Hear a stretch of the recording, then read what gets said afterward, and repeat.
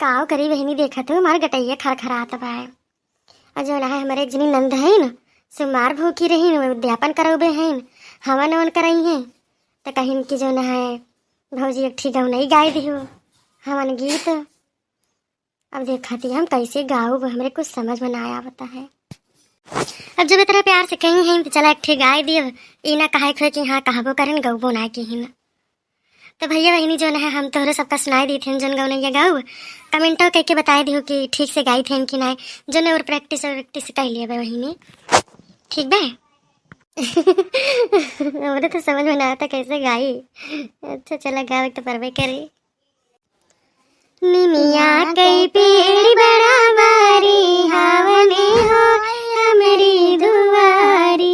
निमिया कई पेड़ बड़ा बारी हावने हो हमारी दुआरी। हमारी दुआरी हो हमारी दुआरी हमारी दुआरी हो हमारी दुआरी। निमिया कई पेड़ बड़ा भारी हावने हो हमारी दुआरी। गंगा से जले भरेला मैं ससुर जी गंगा से जले भरेला मैं ससुर जी। कलसा भरई बारी बारी हावने हो हमारी दुआरी। निमिया कई पेड़ बड़ा भारी हावने हो हमारी दुआरी। निमिया कई पेड़ बड़ा भारी हावने हो हमारी दुआरी।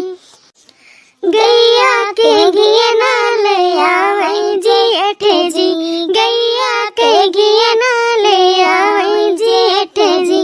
लावै जेठ जी हो लावै जेठ जी करे उजियार लिया बारी हावने हो हमारी दुआरी। करे उजियार दिया बारी हावने हो हमारी दुआरी। निमिया के पेड़ बड़ा भारी हावने हो हमारी दुआरी। लाली चुनरिया ले आवै देवर जी लाली चुनरिया ले आवै देवर जी ले आवै देवर जी ले आवै देवर जी। चुनरी ओढ़ावै बारी बारी हावने हो हमारी दुआरी। चुनरी ओढ़ावै बारी बारी हावने हो हमारी दुआरी।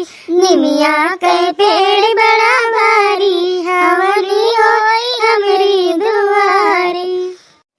चंदन के लकड़ी ले आवै सजन जी चंदन के लकड़ी ले आवै सजन जी। फुलवा चढ़ावै ननद प्यारी हावने हो हमारी दुआरी। फुलवा चढ़ावै ननद प्यारी हावने हो हमारी दुआरी। निमिया के पेड़ बड़ा भारी हावने हो हमारी दुआरी। हमारी धवनिया में देवगढ़ आवै देवगढ़ आवै ऋषि मुनि आवै। हमारी हवनिया में देवगढ़ आवै देवगढ़ आवै ऋषि मुनि आवै।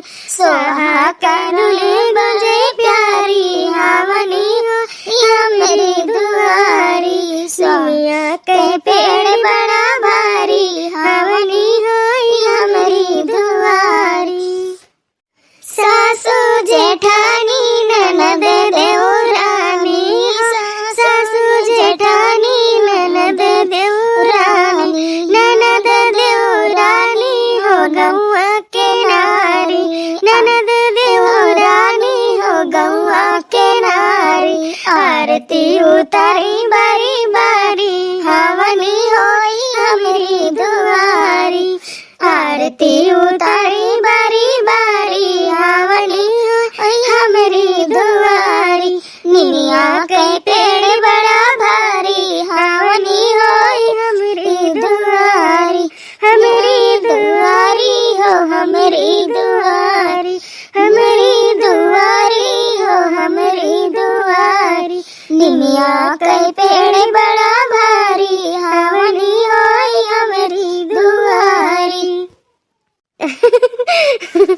बताइए बहनी दीदी, बताइए जरूर कमेंट करके कि हमारे गाँव नहीं कैसे नहीं लागा है। और जो ना भाई प्रैक्टिस कर लेवे का दीवार जो ना है जब तक गावे हुए। तो ठीक है भैया बहनी जो ना हम चलते हैं ना, मिला बाद में।